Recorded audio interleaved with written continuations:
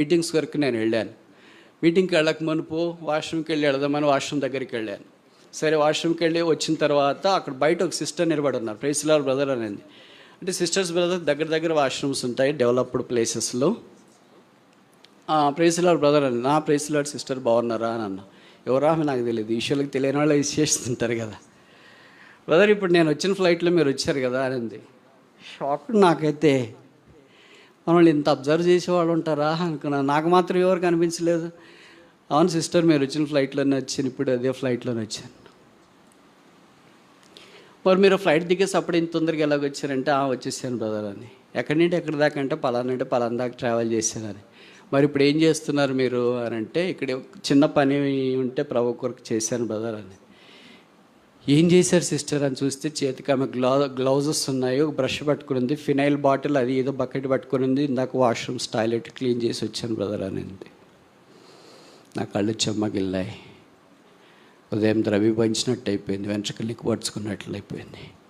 మొత్తానికి నేను ఫ్లైట్లో ఒక సహోదరి ట్రావెల్ చేసింది అని అంటేనే అంత సామాన్యమైన వాళ్ళు కాదు కదా.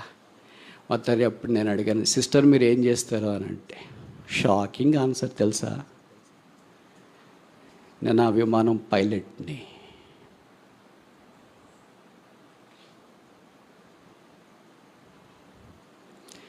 ఇలాంటి కొన్ని మేము పరిసరికి వెళ్ళినప్పుడు వింటుంటే మా గుండెలు పగిలిపోతుంటాయి. What is this god? విమానం పైలట్టా? ఈ విషయాలకు పైలట్ ప్యాసింజర్లు చూసే అవకాశం లేదు, బట్ ఎలాగో చూసేశారు. కానీ పైలట్ అయిపోయిన తర్వాత ఖాళీ స్థలంలో వాళ్ళకి 5 స్టార్ హోటల్ అకామిడేషన్ ఉంటుంది. 5 స్టార్ హోటల్ అక్కడ ఉండొచ్చు, తిరిగి మళ్ళీ ఫ్లైట్ ఉద్యోగం దాకా. కానీ she came all the way to the prayer house. Airport నుండి నేరుగా ప్రార్థన మందిరంకి వచ్చింది.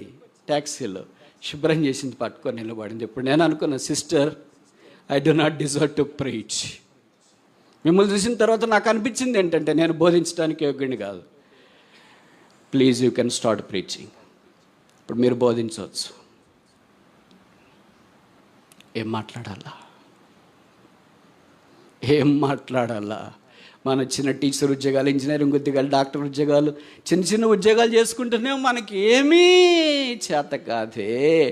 గాలిలో తిరిగే వాళ్ళు చీపురు పట్టుకుంటున్నారు, ఫినైల్ బాటిల్ పట్టుకుంటున్నారు, బస్సులు పట్టుకుంటున్నారు, తిరుగుతున్నారు. తెలిసి ఎక్కడో అనుకోవద్దు, నా కళ్ళకి తారసపడ్డ వాళ్ళు.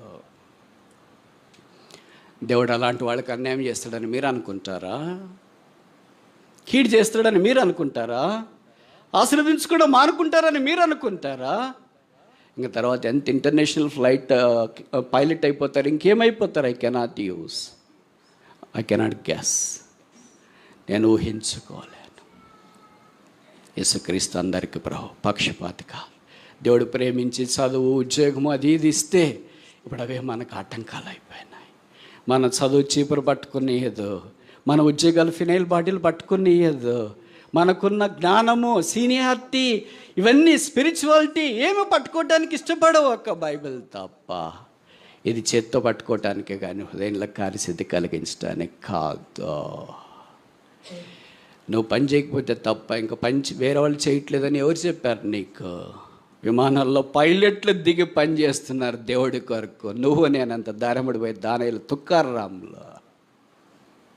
కరుణాసంపన్నుడైన దేవుడు పాపులమైన మనల్ని రక్తం ద్వారా కొని పట్టి చెరపట్టి ఆ ద్రాక్ష తోటలో కూలివారిగా మనల్ని ఉంచినారు. ఇది నా ఆయన యొక్క పని కొరకై, సేవ చేయట కొరకై పూనుకోవడం మన గురుతరమైన బాధ్యత కదా. శరీరము అను దేవాలయం. ఆ దేవాలయంలో నేను ఎంత సేవిస్తున్నాను, ఆ దేవాలయానికి అంత క్షేమం కలుగుతుంది. నేను ఎంత సేవించలేము. ఇంట్లో అంతే కదా, తల్లి ఎంతోమందికి సహాయం చేస్తుంది, భర్తకు, పిల్లలు, ఇరుగు పొరుగు అందరికి సేవ చేస్తున్న వాళ్ళు అందరూ ఇక్కడ దాకా వచ్చింటారు. ఏం లేకుండా ఉంటే రాలేరుగా. అలాగే దేవుని మందిరంలో ఆత్మ సంబంధమైన పరిచర్య. నేను భౌతికమైన పరిచర్య గురించే మాట్లాడలేదు. మీరు భౌతికమైన పరిచర్య ఒకటే తలంచుకోవద్దండి. ఆత్మ సంబంధమైన పరిచర్య ఏమి చేసినట్లు ఉపవాసం ఉండి ప్రార్థన చేసి ప్రజల కొరకే దేవుని సన్నిధిలో ఉదయం లేచిన వెంటనే కన్నీటితో చేతులెత్తి ప్రార్థన చేసే ఇలాంటి విధవరాలు లాంటి వాళ్ళు ఉంటే ఎంత ఆశీర్వాదం. ఇది మనం చేయలేకపోతే ప్రభు బల దగ్గరికి ఎట్లా రాగలం?